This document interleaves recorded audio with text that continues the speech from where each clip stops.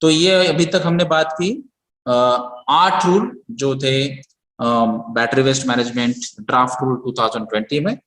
अभी जो हमने बात कही थी इसमें 3 शेड्यूल है, तो इसमें से ये शेड्यूल है 1। तो शेड्यूल 1 में अगर आपको दिखाई देता है, ये सिंपल टेबल दिया है उन्होंने, जहां पे उन्होंने क्लियरली मेंशन किया है कि ये schedule related to classification of batteries. तो बैटरी का क्लासिफिकेशन शेड्यूल 1 या बैटरी वेस्ट मैनेजमेंट रूल 2020 के हिसाब से कैसा है, तो इसमें है एक प्राइमरी सेल और नॉन रिचार्जेबल बैटरीज। तो जो बैटरीज रिचार्जेबल नहीं है या जिसको हम प्राइमरी सेल कहते हैं वो है, और सेकंड जो है वो है सेकेंडरी सेल या रिचार्जेबल बैटरीज।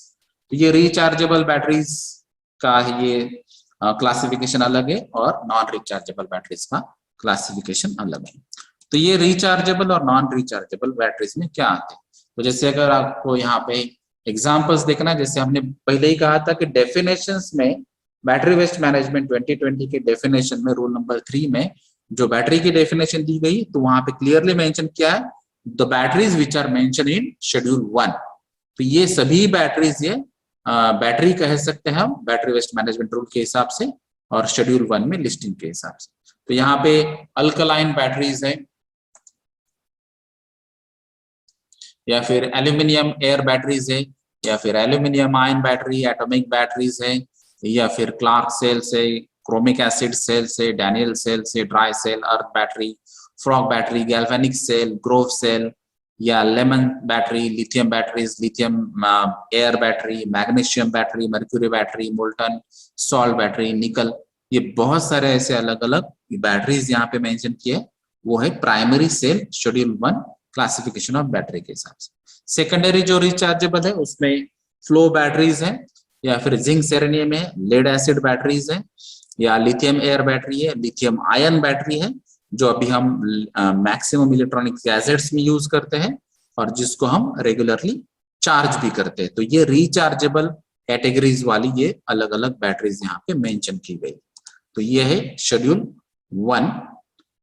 उसमें शेड्यूल 1 में ही टेबल 2 जो दिया गया है वो है classification of batteries in purview of regulations and mandates. तो ये रूल्स या रेगुलेशंस के हिसाब से यहाँ पे उसका क्लासिफिकेशन दिया है। जैसे यहाँ पे है प्राइमरी 1 डिग्री और सेकेंडरी 2 डिग्री।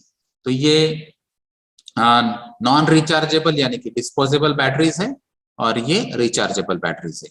तो ये सिर्फ रेगुलेशन के हिसाब से इसको बाइफरगेट किया है। जैसे यहाँ पे आपको मेनली दिखाई देती है अल्कलाइन बैटरीज, और यहाँ पे रिचार्जेबल में लेड एसिड बैटरीज, और इसमें भी फिर बाइफरगेशन दिया है। अलग अलग डिस्पोजेबल बैटरीज है जो है मर्क्यूरी बैटरीज है, या फिर सिल्वर ऑक्साइड बैटरीज है, या फिर जिंक कार्बन बैटरीज है। और इसमें रिचार्जेबल कैटेगरीज में लिथियम आयन बैटरीज या लिथियम मेटल पॉलीमर बैटरीज या निकल कैडमियम बैटरीज, ये ऐसे अलग अलग यहाँ पे क्लासिफिकेशन यहाँ पे दिया गया है। टेबल 1 और 2 क्लासिफिकेशन ऑफ बैटरीज है शेड्यूल 1 के अंदर।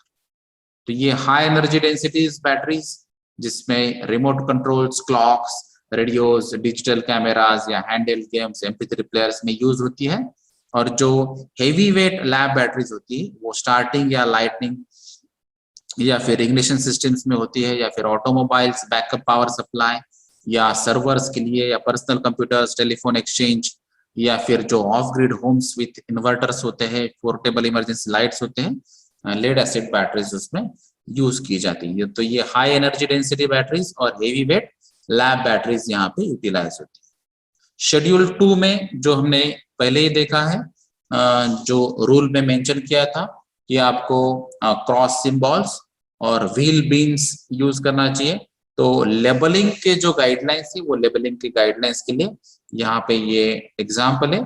जैसे कि आप कैडमियम बैटरी यूज करते हैं तो यहाँ पे CD यूज करना है, अगर आप मर्क्यूरी यूज करते हैं तो Hg यूज करना है, आप लेड यूज करते हैं तो PB यूज करना है, और ये सिंबल्स यूज करना कंपलसरी है। फिर शेड्यूल 3 है जहाँ पे EPR के बारे में कहा है कि आपका जो टारगेट्स है फॉर EPR ऑथराइजेशन वो क्या होना चाहिए। जैसे यहाँ पे टेबल में दिया है year during first 2 years of implementation of rule.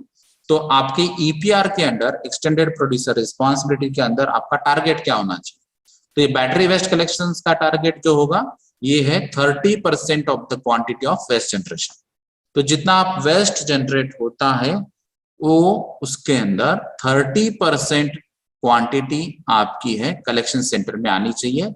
ये आपके फर्स्ट 2 ईयर का टारगेट होना चाहिए। तो ये ऑथराइजेशन ईपीआर के अंदर आता है। अभी जब आप नेक्स्ट टारगेट देखेंगे तो during 3rd and 4th year, तो ये फर्स्ट और सेकंड ईयर था 30%, 3rd और 4th ईयर में आपका 40% टारगेट होना चाहिए कलेक्शंस का। जो 5th and 6th ईयर है उसमें 50% और जो 7th ईयर ऑनवर्ड से उसमें 70%। यानी कि गवर्नमेंट ऑर्गेनाइजेशन के हिसाब से, गवर्नमेंट के टारगेट्स के हिसाब से ईपीआर रिस्पॉन्सिबिलिटीज में 7 साल के अंदर आपका 70% ये कलेक्शन सेंटर्स में बैटरीज यहाँ पे कलेक्ट होना चाहिए। ये आपको मेन टारगेट दिया जाएगा।